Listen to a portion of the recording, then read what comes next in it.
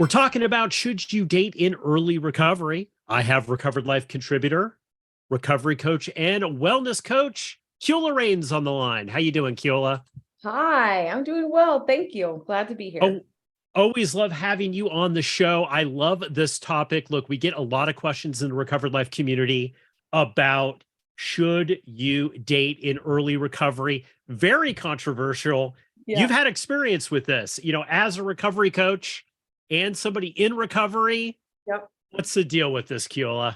Yeah. So for me, I learned early on, I would say in the first 30, 60 days, my mentor that I was working with, and I was in a program where there was sponsorship, suggested that there's a few things you don't want to do in early recovery, and that's date, take on tons of new responsibilities at work, and continue to go to the old same places and hang out with the same people that you used to hang out with. So I heeded a bit of that advice, but the one thing I did not heed was ending the new relationship that I had started just about 3 months before I started my recovery journey. So I do have experience on being a person who was given the suggestion, and 4.5 years later, I'm happy to share what that looks like, the things that I had to risk because I chose my own path, and just I'm happy to just share my experience. I don't want to tell anyone exactly yes or no what you need to do. You listen to your intuition. I think that you can learn from my experience though, and make the best decision for yourself. Kiola, you're not really one of the things that they do emphasize in early recovery. And I know 12-step programs, sober coaches, therapists, they all give this advice. Do not get into a relationship. I mean, I heard that over and over and over again. Now, most people don't pay attention to it, but it Yeah. is right up there, right? It is like, I would say the top three, like, hey, probably it's better to remove the alcohol from your house. And by the way, don't get into any relationships in early recovery, Yep. right? So it is something that, you know, people do talk about a lot. There is a lot of that advice. I Yep. mean, why do you think that is? I mean, there's pros and cons, obviously. What are some of the pros and cons of Um, getting in a relationship early? so we'll go with, I'll give you the bad first in my experience. For me, the challenge in taking on a relationship, as I look back over the last 4 years, is that I risked some of my own personal growth. So you are going to miss out on some of that alone time, that reflection time, that being down in the soil by yourself and planting a new plant for yourself, because you're taking on the energy and the needs and desires of someone else. I was just learning how to take care of myself for the first time in 37 years. And so to put myself in a situation where I wanted to give time and spend time and think of someone else's needs, it just wasn't the smartest move at that time. Another thing is that you could potentially start to resent that person, which that happens in relationships in general. Long-term relationships where the person kind of starts to bug you, and now you're again just learning how to deal with resentments, and you risk building those with someone who you're just getting to know. Also, and I learned this later on, this is a realization that I just came to: the love and the butterflies and that, to get all that oxytocin, I was replacing my substance with that. I didn't realize that in that moment. It just felt really great because this person was so nice and it was so new and they supported my sobriety journey.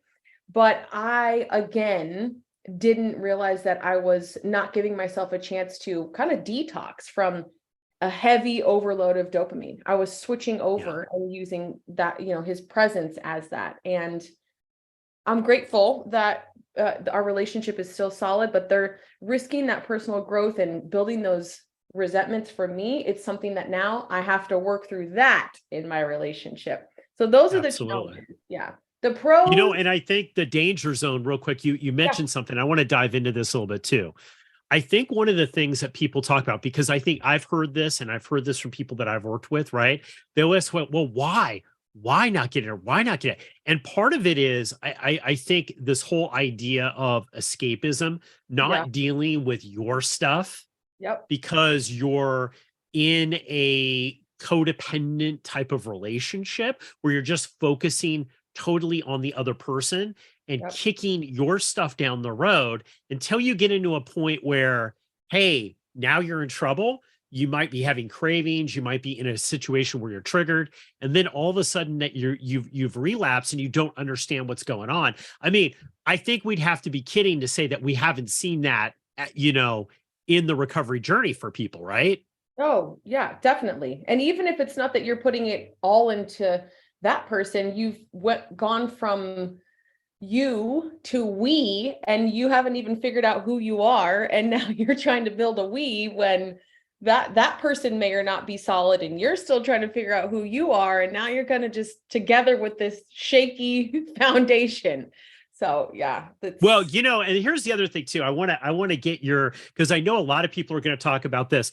There is a difference too about who you actually are dating too in the situation, in a relationship with, because I know a lot of people that are in early recovery will meet people in early recovery. Now, that is super problematic because they always say like sick people attract sick people, right? So if yeah, you haven't really worked out your stuff, you're getting in this trauma bond relationship. And I think we've seen that in recovery, yep, is that two people who really can't get their stuff together right yet because they're in early recovery. You shouldn't mhm, have your stuff together necessarily yet, right? yep. Are now joining forces for like bigger dysfunction. Forces of confusion is that's what it is. And you know what? Listen, the reason I'm learning, again, people are going to do what they do. Are there folks who didn't follow directions and somehow are managing? I'm sure there are. I'm one of those people. I know one other, the author of Stash, actually, she talks about this in her book. She met her partner in a facility, a rehab facility, and they're together now years later. And so, and she also talks about like, this is not the norm. This is not suggested. Don't use me as an example necessarily of it working. I'm also telling you, she and I are both telling you, don't do it. I live vicariously through the folks. I have a girlfriend. She's got a year and a half alcohol free. And I just watch the way she's moving in her own place with her own space, not going on dates. And there's a little jealousy. I'm like, I see why. I see why you are glowing. So Yeah. I'm telling you from my experience, it sounds like there are some things that I really missed out on by not following that advice and not following that There direction. are pros and cons. And I think one of the confusing things about this is there is no direct answer for this, right? Like, there isn't, because like obviously you were attracted and was dating somebody who, maybe didn't have a lot of issues, maybe was very, very stable, right? And I Yeah. think I think one of the big issues, I know if anybody's ever sponsored anybody in a 12-step program or coached or had a friend that's gone through early recovery, I think one of the things is with early recovery is you find out a lot about yourself. You Yeah. find out a lot about maybe patterns that you've had. And I think one of the things that I was told early on is like, this is an ability for you not to be able to really learn about what you actually want in a relationship, Hmm. because maybe you don't know. The sober you, right, doesn't necessarily know. Yeah. The drunk you Yeah. maybe thought, the active addiction you thought one thing, but now the sober you is going to want something different. I mean, do you find that a lot with the people that you work with that maybe rush into relationships and now, it's a year, 2 years later and said, well, I wouldn't necessarily have picked that if Yeah. I would have already worked my stuff out. Yes. I see that with people I worked with. I see that with myself. I also see that with folks who have been in long-term relationships and they wake up because they've been drinking for 20 years or using for 20 years and they've been married for 20 years and then they stop and they look at their partner and they're like, what was I thinking? And there is a whole process there. I hear that a Yeah. lot, where people are having to do couples counseling because they're, saying to the partner, I'm a new person now. Who you met 20 years ago and who I am now because of this journey is different. And so we're going to have to shift something. So that's also something to be aware of, to be mindful of.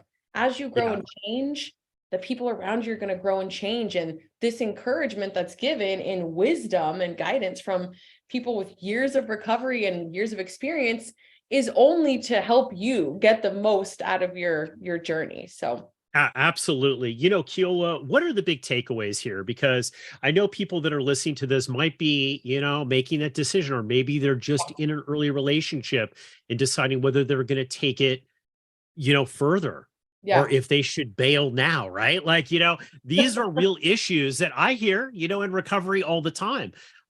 What did you learn? Because I think that's really all the advice that people can really give, that are, because every situation is different. But what did Kiola Rains learn Yeah. from dating in early recovery, or getting a relationship in early recovery?